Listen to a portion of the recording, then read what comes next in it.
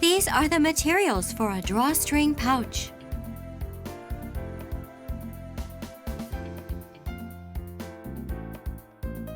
First, pin the paper pattern on the fabric using sewing pins and cut the fabric along the pattern.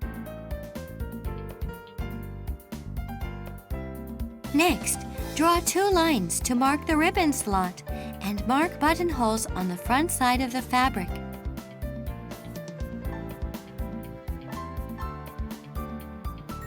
Select overlock stitch with the pattern selection dial and sew the edges of the fabric.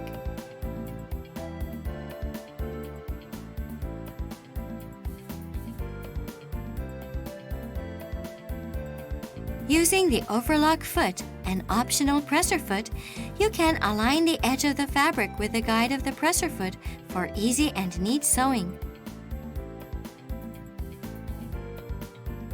Replace the presser foot with the buttonhole foot A and make buttonholes.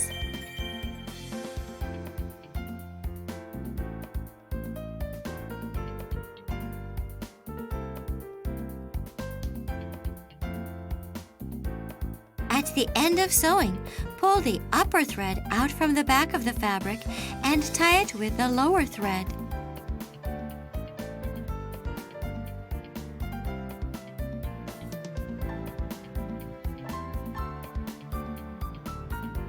Cut to open the middle of the buttonhole with the accessory seam ripper. Fold the top side of the fabric at 7 centimeters toward the back of the fabric and iron to crease it.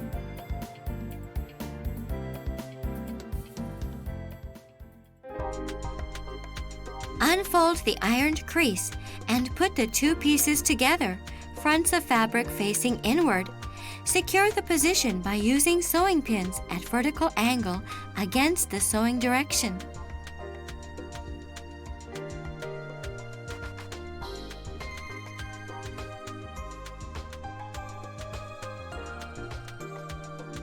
Replace the presser foot with a zigzag foot J. Select straight stitch with the pattern selection dial. Place the edge of the fabric at the right edge of the presser foot and sew it, leaving 1 centimeter seam allowance. When sewing this part, use reverse sewing at the beginning and the end.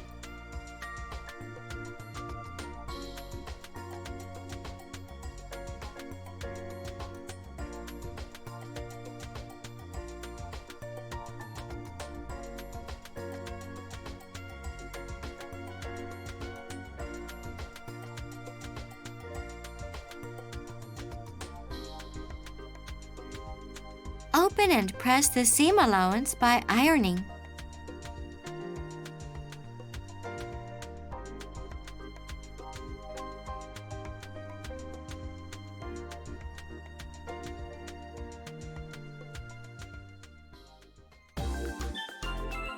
Turn the fabric right side out and iron the 7 centimeter fold at the top of the bag toward the inside again.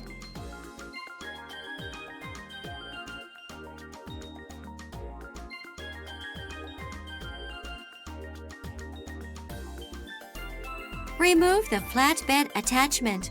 Put the bag over the free arm. Sew 2 lines for the ribbon slot.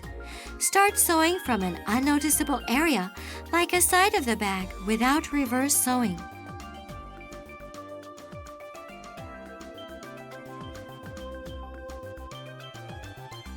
Finish sewing with reverse sewing overlapping at the end.